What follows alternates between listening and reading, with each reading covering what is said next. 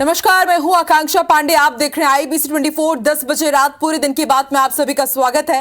रात 10 बजे के इस बुलेटिन में देश और दुनिया की तमाम बड़ी खबरों का पूरा अपडेट, दिन भर की खबरों का लेखा जोखा हम आपके सामने रखते हैं। और बुलेटिन की शुरुआत इस वक्त की बड़ी खबर के साथ। रायपुर से आपको बता दें, कोयला कारोबारी के घर लाखों की चोरी हुई है। 1.5 लाख नगद समेत 15 लाख रुपए के जेवर चोरी हुए हैं। खिड़की का ग्रिल काटकर चोर कमरे में घुसते हैं। कारोबारी परिवार समेत कार्यक्रम में बाहर गया हुआ था। आजाद चौक थाने के समता कॉलोनी का मामला। तो इस वक्त की बड़ी खबर, ब्रेकिंग न्यूज आपको रायपुर से बता रहे हैं। खिड़की की ग्रिल काटकर कमरे में चोर घुसते हैं। तस्वीरें हम आपको दिखा रहे हैं। कोयला कारोबारी के घर इस बड़ी चोरी की वारदात को अंजाम दिया गया है। कारोबारी परिवार समेत कार्यक्रम में बाहर गए हुए थे और उस दौरान किस तरह से चोरों ने उनके घर पर धावा बोला, लाखों का सामान पार कर दिया, उसकी तस्वीरें आपकी टीवी स्क्रीन पर। तहसीन जैदी जुड़ चुके हैं। तहसीन, बेहद बड़ा ये मामला रायपुर में, क्या अपडेट इससे जुड़ा हुआ आपके पास? बिल्कुल आकांक्षा, देखिए जिस तरीके से राजधानी में चोरों के हौसले कितने बुलंद हैं, इस बात की बानगी इस बार फिर राजधानी के समता कॉलोनी इलाके में देखने में मिली है। क्योंकि समता कॉलोनी घनी आबादी और हाई सिक्योरिटी, मतलब कह सकते हैं VIP कॉलोनी मानी जाती है। हाँ। यहाँ पे जो साकेत सिंघानिया है, कोयला कारोबारी, 406B राम गर्भ मैदान में रहते हैं, वहाँ पे समता कॉलोनी में। वहाँ पे कल शाम को ये परिवार समेत अवंती विहार गए थे सत्संग भवन में दीपावली मिलन कार्यक्रम में। तभी पीछे की ग्रिल काट के कोई अज्ञात चोर घुसे हैं। वहाँ पे 2 कान के टॉप्स, 1 नग सोने की अंगूठी, 2 नग सोने की ब्रेसलेट, 1 नग 50 ग्राम सोने का सिक्का और 10-10 ग्राम के 4 नग जो है सोने के सिक्के। और इसके अलावा कुल मिला के नकदी जो है 1.5 लाख और समेत जो है 15 लाख रुपए के सोने के और हीरे के जो जेवर हैं वो लेके फरार हो गए। इसमें खास बात ये नोट करने में आया है कि पहले चोरों ने अंदर से दरवाजा बंद किया है और उसके बाद इत्मीनान से अलमारी, दोनों कमरों की अलमारी के ताला तोड़ा, दरवाजा तोड़ा है। उसके बाद वहाँ पे जो सामान रखा था वो उसमें सामान जो था वो चोरी करके फरार हो गए। इसमें एक जो और बात सामने आई है कि जो कारोबारी के घर में जो CCTV कैमरे थे वो सभी खराब पड़े थे, जिसका फायदा वो चोर उठा ले गए। इससे इस बात का आशंका ज्यादा है कि कोई ना कोई चोर जो है वो कोई जानकार जरूर रहा है घर के आसपास का। तो अभी फिलहाल जो है मौके पे डॉग स्क्वाड पहुंची थी, फिंगरप्रिंट एक्सपर्ट पहुंचे थे, तो फिंगरप्रिंट एक्सपर्ट को कुछ फिंगरप्रिंट्स मिले हैं। उसके आधार पे पुराने जो चोर हैं उनकी तस्दीक की जा रही है। लेकिन एक ये बड़ी चोरी राजधानी रायपुर में सामने आई है, आजाद चौक थाना इलाके में। अभी फिलहाल मामला दर्ज कर लिया गया और अज्ञात चोरों की तलाश की जा रही है। तहसीन, पुलिस की क्या स्ट्रैटेजी रहेगी चोरों की तलाश के लिए? क्योंकि एक बड़ी बात ये भी है, जैसा कि आप भी बता रहे हैं कि पॉश कॉलोनी है समता कॉलोनी, हाई सिक्योरिटी जोन है, लेकिन उसके बाद भी यहाँ पर ये पहली दफा नहीं है कि इस तरह से किसी घर को निशाना बनाया गया हो। दावे तमाम किए जाते हैं कि हर एक गली मोहल्ला सिक्योर्ड रहेगा, लेकिन उसके बाद भी इस तरह की वारदात को अंजाम दे जाते हैं चोर। आकांक्षा, देखिए ये समता कॉलोनी में ये कोई पहली बड़ी वारदात नहीं है। इससे पहले डकैती तक की घटनाएं यहाँ पे हुई हैं और उसके बावजूद जो है कह सकते हैं कि यहाँ पे इस तरह की कोई और चौकसी और जो गश्त है वो नहीं बढ़ाई गई, जिसकी परिणति ये हुई कि एक बार फिर से बड़ी चोरी ये सामने आई है। और अभी फिलहाल जो है पुलिस पुराने जो जैसे कि मैंने पहले ही बताया कि कुछ फिंगरप्रिंट जरूर मिले हैं वहाँ पे एक्सपर्ट्स को।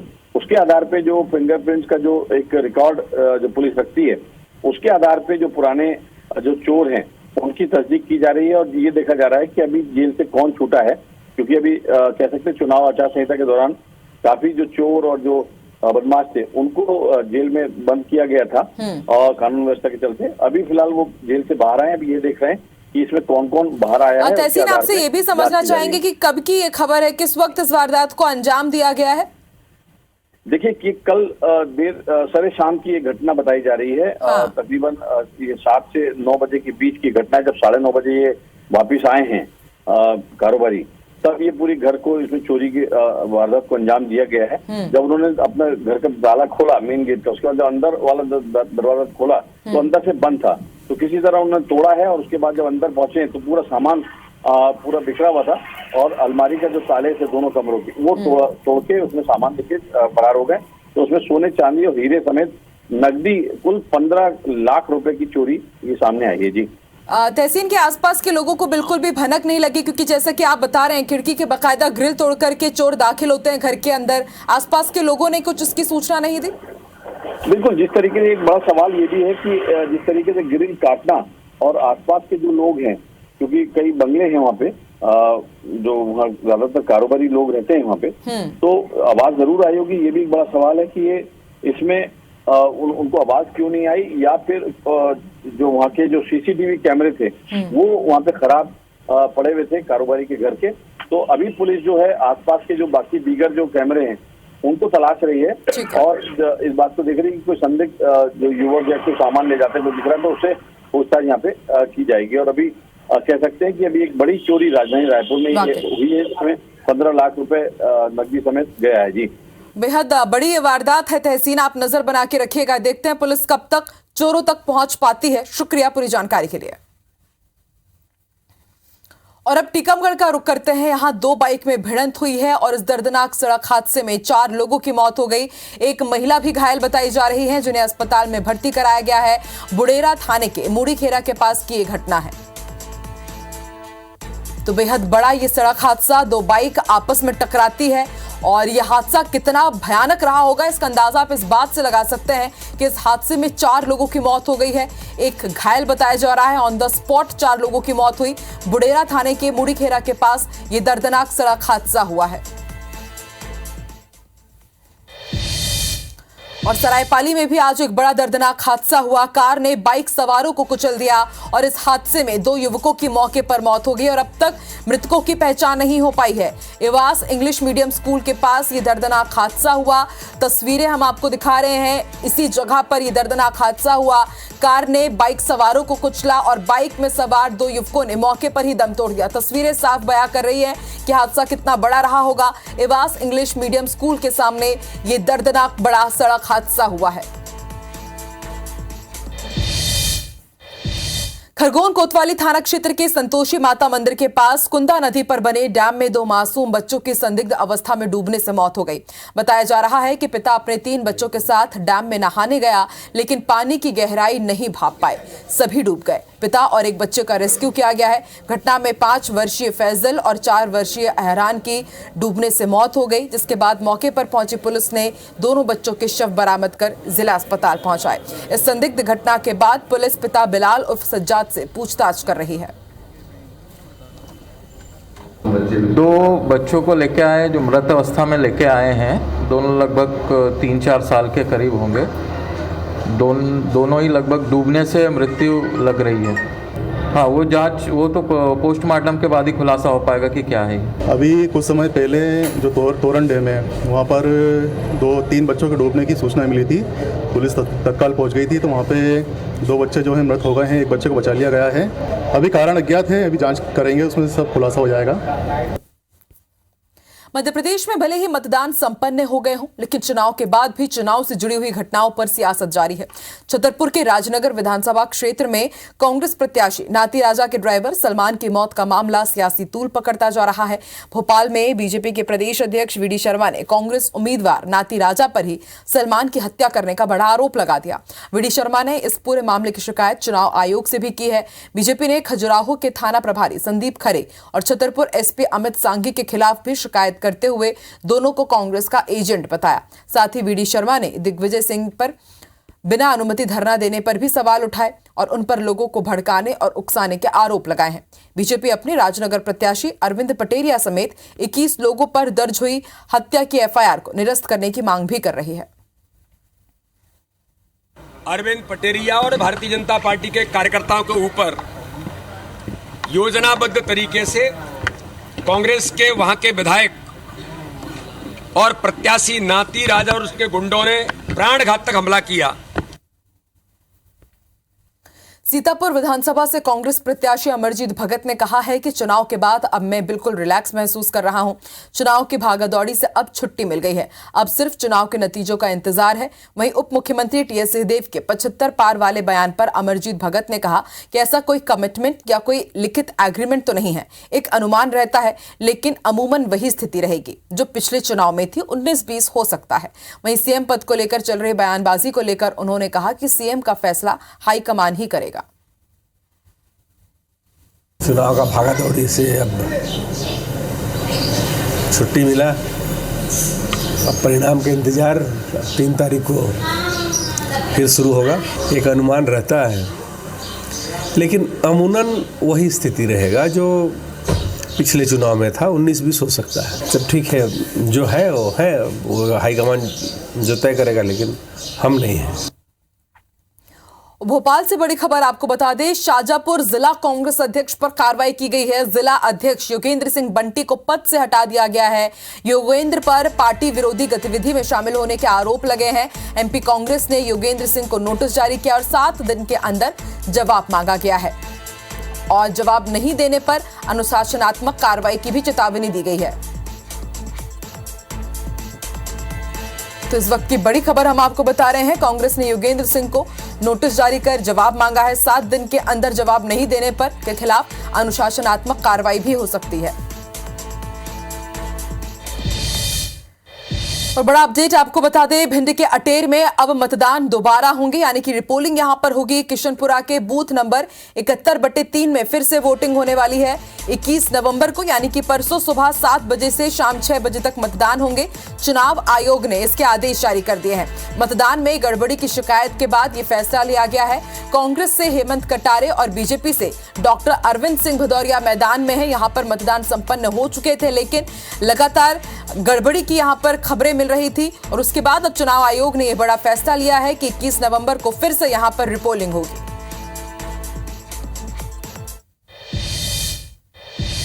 अब हरदा से आपको मानवता को शर्मसार कर देने वाली खबर बता दें, नाबालिग से यहां पर हैवानियत का मामला सामने आया है। एक युवक ने नाबालिग लड़की से दुष्कर्म किया और उसके बाद से ही आरोपी फरार चल रहा है। सिराली थाने में युवक के खिलाफ दुष्कर्म का मामला दर्ज कर लिया गया है, लेकिन अभी भी युवक पुलिस की गिरफ्त से दूर है। इसमें पुलिस कोशिश कर रही कि जल्द से जल्द आरोपी को पकड़ा जा सके।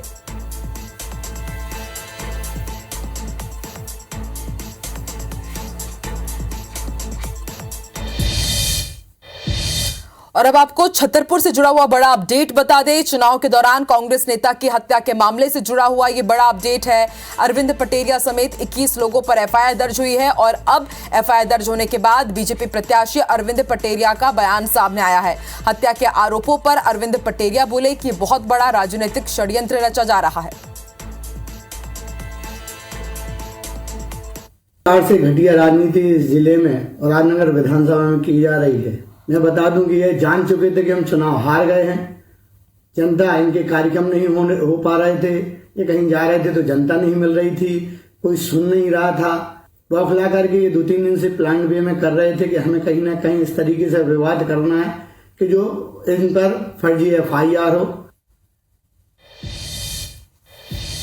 मध्य प्रदेश में पिछले विधानसभा चुनाव के मुकाबले महिलाओं ने इस बार 2% ज्यादा मतदान किया है।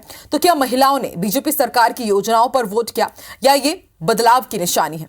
आखिर बढ़ी हुई वोटिंग क्या इशारा कर रही है? देखिए खास रिपोर्ट।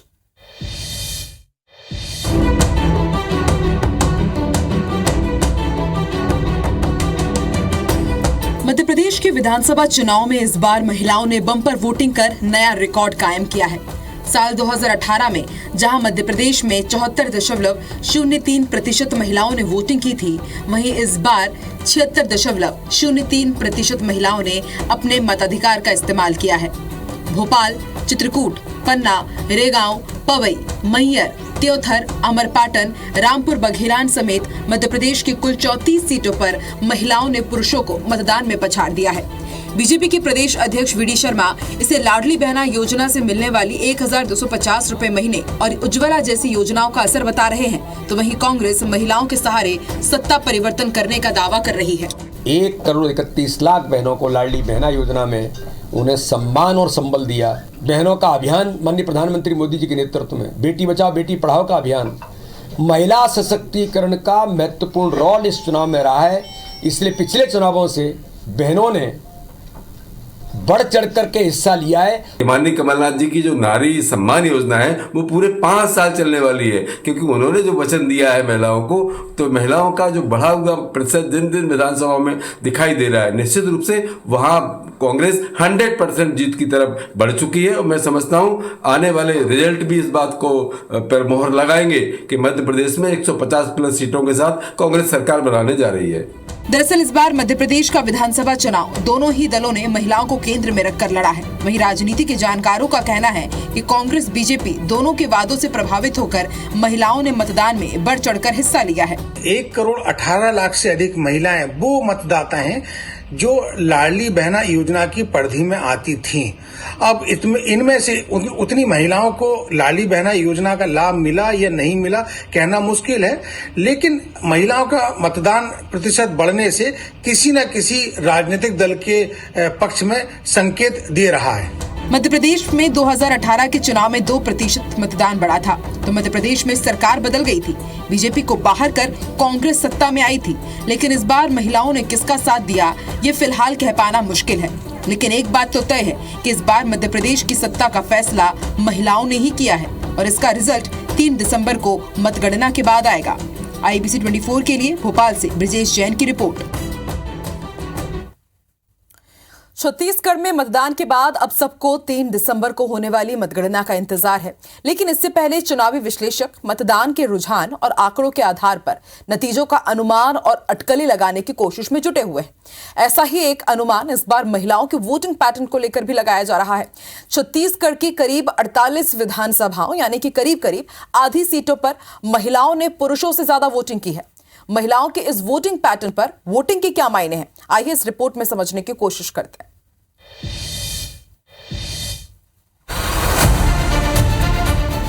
छत्तीसगढ़ विधानसभा चुनाव के लिए इस दफा 76.31% मतदाताओं ने अपने मताधिकार का प्रयोग किया। अगर इस मतदान को पुरुषों और महिलाओं में बांटकर देखा जाए तो पुरुषों का मतदान फीसदी ज्यादा रहा। कुल 76.45% पुरुषों ने वोट डाले, जबकि महिलाओं का वोटिंग परसेंटेज इससे थोड़ा कम 76.17% रहा।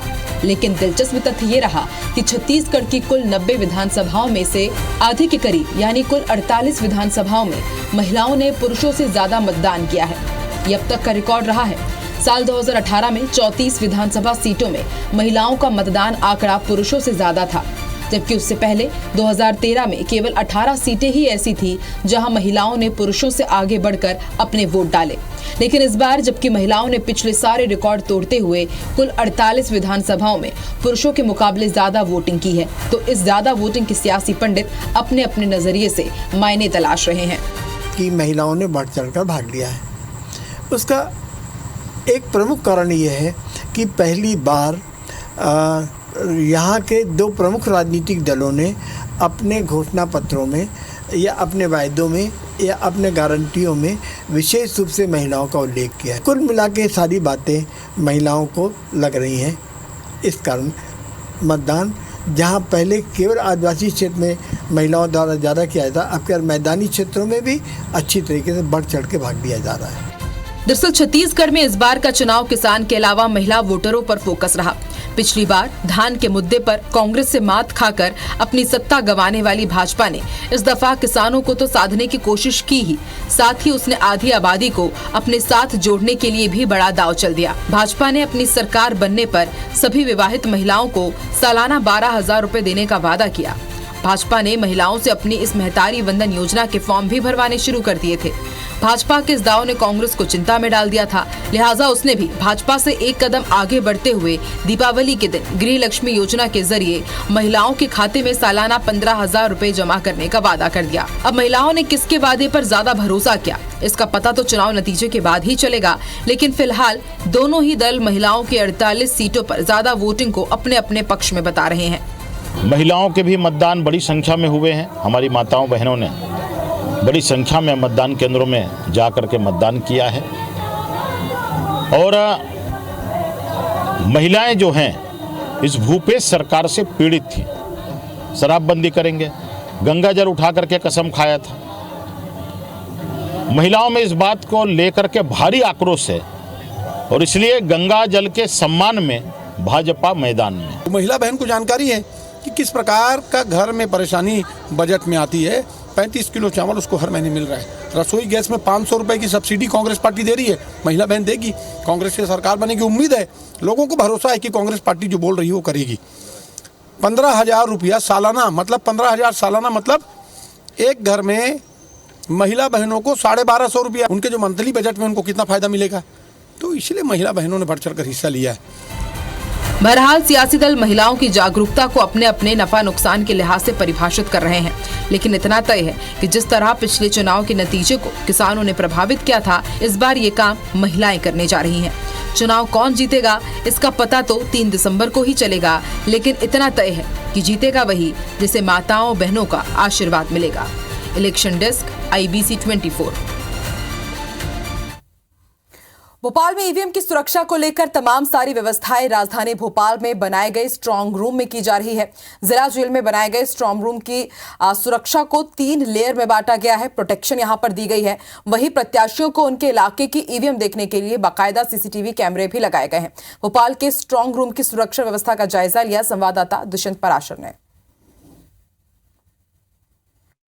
मध्य प्रदेश में विधानसभा चुनाव का मतदान हो चुका है और मतदान के बाद जो ईवीएम है वो स्ट्रांग रूम पर पहुंच चुकी है। पूरी सुरक्षा व्यवस्था स्ट्रांग रूम पर रखी गई है। राजधानी भोपाल का ये जिला जेल है जहां पर स्ट्रांग रूम जो है प्रशासन ने बनाया है और जिस तरीके से पूरे स्ट्रांग रूम की व्यवस्थाएं चाक चौबंद रखी गई हैं। लोगों का आना और जाना लगातार जारी है, लेकिन बिना अनुमति के यहाँ पर कोई भी व्यक्ति यहाँ पर अंदर प्रवेश नहीं कर सकता। किसी भी प्रकार से कोई भी बिना अनुमति के अंदर नहीं जाने दिया जाएगा, क्योंकि देखिए कि जब यहाँ से कोई भी व्यक्ति आगे जाएगा तो उसका पहले जांच होगी और जांच के साथ में इस बात को सुनिश्चित किया जाएगा कि वो जिस व्यक्ति को अनुमति दी गई है वो वही व्यक्ति है। तो ऐसे में तमाम सारी बातें यहाँ पर तय की जाती हैं। साथ ही साथ 3 लेयर प्रोटेक्शन यहाँ पर ईवीएम की सुरक्षा में लगाई गई हैं। देख सकते हैं कि CCTV में किस तरीके से हर एक व्यक्ति के आने जाने का रिकॉर्ड और साथ ही साथ ईवीएम के जहां पर रखी गई है उस जगह का रिकॉर्ड लगातार 24 घंटे CCTV पर निगरानी की जा रही है। कैमरा पर्सन वीरेंद्र के साथ दुष्यंत पारासर, IBC 24 भोपाल। तो मतदान के बाद प्रत्याशियों का भाग ईवीएम मशीन में कैद हो गया है और ईवीएम मशीनों को सभी जिलों के स्ट्रांग रूम में कड़ी सुरक्षा के बीच रखा गया है। रायगढ़ जिले में 1085 मतदान केंद्रों की ईवीएम मशीन KIT कॉलेज में बने स्ट्रांग रूम में रखी गई है।